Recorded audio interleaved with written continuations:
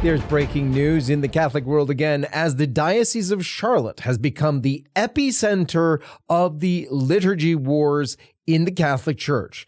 The bishop there, Bishop Michael T. Martin, has just last week restricted the Latin Mass, and now he has issued, well, not quite issued, a document has been leaked where he attacks, and get this, altar rails, altar boys only, the use of Latin in the Mass, refusing extraordinary ministers so that it's only priests and deacons handing out Holy Communion. He attacks communion kneeling and on the tongue, veils for women, ad orientem masses where the priest faces the tabernacle for Mass, and male-only lectors. It is like a wish list for modernists in the church. He wants to make the 70s masses with the felt banners the norm of the day. How could you do that when Benedict tried to do a reform of the reform, kind of uniting the two?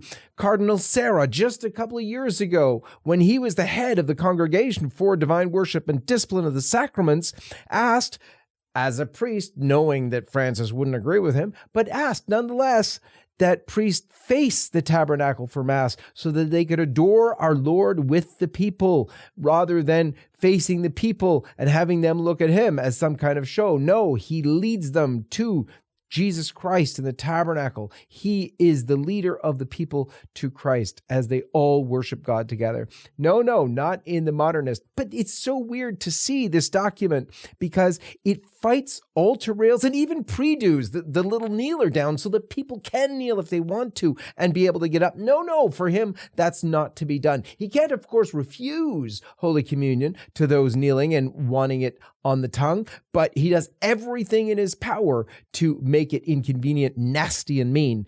This, if you read the document, it's all in this flowery language. It's basically Pope Francis personified. And guess what? It doesn't work. It doesn't work if you want to have a church that's reconciled. It actually makes the argument for those who argued that there is a rupture in the church that makes it obvious. There's rupture. But you know what? If you're going to go against what Benedict wanted, against what the hopes were for a unified Catholic Church where we can have peace, this is what you do. You create massive division in a diocese, by the way, where tradition dominated. And that's what makes Bishop Martin so upset. He notes that in his diocese, he doesn't like it. It's not the way he wants. Oh, and yes, it's in the flowery language of liturgical norms and all this. Go read the document for yourself. I think most of you will be able to read through it.